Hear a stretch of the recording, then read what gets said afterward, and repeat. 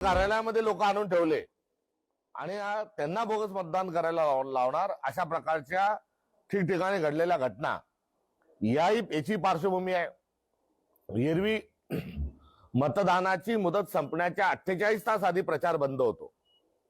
अपवादात्मक काही परिस्थितीत तो 24 तास आधी बंद केलेला आहे। मात्र यावेळेस केवळ मतदानाच्या 9 तास आधी रात्री 10 वाजेपर्यंत प्रचार करू दिला गेला। याचं कारण जे आहे की रात्रीतून रात्री यांना पैसा वाटता यावा, मतदार केंद्राचं जे सॅनिटायझेशन म्हणतो ते होऊ द्यायचं नाही, गोंधळ घातला जावा म्हणून निवडणूक आयोगाने सर्व आचारसंहिता संकेत हे गुंडाळून ठेवले आणि महाराष्ट्रातल्या गत निवडणुका फ्री अँड फेअर झाल्या नाहीत। या संदर्भात देखील आम्ही निषेध नोंदवतो। ही बाब समाज मनावर कोरल्या जावी, या अनुषंगानं समाजभान निर्माण व्हावं ही अभिलाषा देखील या निमित्तानं मी व्यक्त करतो। या सर्व पार्श्वभूमीवर निवडणुकीमध्ये भारतीय जनता पक्षाने जे यश मिळवलं आहे ते आणि त्यांच्या मित्रपक्षांचं यश हा पूर्ण मॅन्डेट नाही। या निवडणुकीत जो तमाशा मांडला भारतीय जनता पक्षाने, शिवसेना शिंदे गटाने आणि त्यासोबतच अजित पवारांच्या एनसीपीने जो तमाशा जो केला होता त्यातून घेतलेला जो वग आहे तो वग म्हणजे पैसा फेक तमाशा देख, हा वगनाट्य त्यांनी महाराष्ट्राच्या लोकशाहीचा धिंगाणा वाजवत असताना या ठिकाणी पाळलं। आणि अशा एकंदरीत परिस्थितीमध्ये काँग्रेस पक्षाला मिळालेलं यश हे महत्वाचं आहे आणि विरोधी पक्ष या नात्यानं आमच्या पक्षाला मिळालेला जो मॅन्डेट आहे त्यानुसार विरोधी पक्ष या नात्यानं आम्ही कार्यरत राहू ही या निवडणुकीची कारण मीमांसा आणि त्या संदर्भातली देखील भूमिका आम्ही मांडतो। महानगरपालिकांच्या ज्या निवडणुका आहेत या निवडणुकीमध्ये तोच कित्ता गिरवला जातोय। मतदार यादीतले 2 स्टार ठेवू सांगितलं होतं, ते 2 स्टार यावेळेस काढून टाकण्यात आलेले आहे आणि निवडणूक आयोगाने एकंदरीत जी खेळी केलेली आहे त्या खेळीतून ओट चोरी ही वारंवार कशी होते हे सिद्ध झालेलं आहे। हे देखील या निमित्तानं मी आपल्या निदर्शनास आणून देऊ इच्छितो।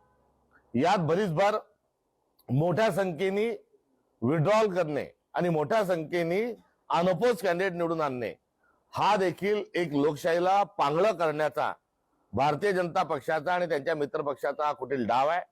हे लोकशाहीला मारक आहे आणि धाक दपट करून घोडे बाजार मांडून आपण जर या पद्धतीने जर निवडणुकांना जात असाल तर लोकशाही आपली आता गुंडाळण्याच्या प्रक्रियेमध्ये भारतीय जनता पार्टी आलेली आहे हे या निमित्तानं स्पष्ट होत असल्याचं देखील चिंता आम्ही या निमित्तानं व्यक्त करतो। झालेले विड्रॉल हे स्वाभाविक नाहीत, अनअपोज जे आलेले ते आधारापोटी किंवा आपली जी एक संस्कृती आहे त्या ठिकाणी अपवादात्मक स्थिती आलेली आहे, मात्र त्या ठिकाणची तिथे कारण आहेत ही सर्व गुंडाळून ठेवलेली आहेत।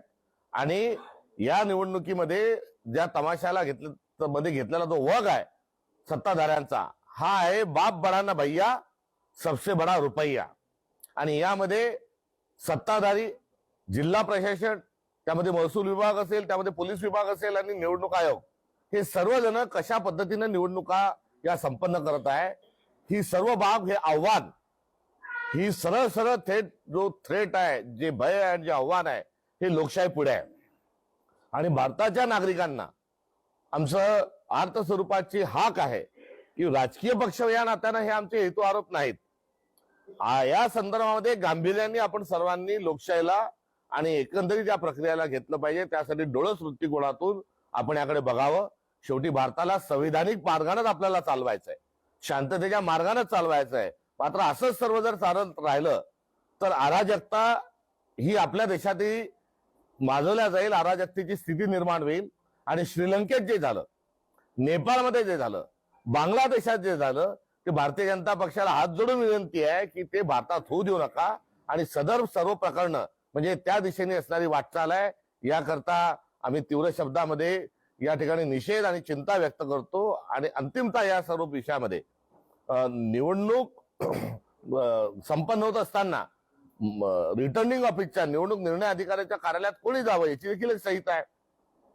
विधानसभेचं अध्यक्षपद जे आहे त्या विधानसभेच्या अध्यक्षपदाच्या अनुषंगानं संकेत आहेत ते पद संवैधानिक आहे. राज्यपालांचं, राष्ट्रपतींचं ज्या प्रवर्गात आहे त्याच प्रवर्गात विधानसभा अध्यक्षाचंही पद येतं आणि ते कस्टोडियन आहेत सभागृहाचे आणि संविधानाचे.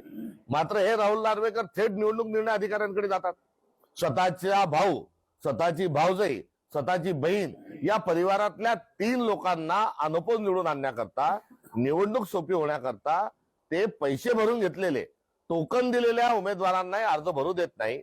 त्या ठिकाणी दमदाटी करतात. नवे दमदाटी नाही तर अत्यंत मवाल्याच्या स्वरूपामध्ये त्या ठिकाणी गुंडागर्दी करता मवाली जसे शब्द बोलतो तसे बोलतात. फोनवर ते निर्देश देतात की सिक्युरिटी काढून घ्या. विधानसभेच्या अध्यक्षाच्या पदापर्यंत असं करणं म्हणजे हे अत्यंत घातक स्वरूपाचं आहे. आणि या सर्वातून कळस म्हणजे या सगळ्या निवडणुकांमध्ये मोठ्या प्रमाणावर पैसा आणि गुंडागर्दी वापरला जात आहे. आणि पैसा आणि गुंडागर्दी कुठून वापरतात आहे?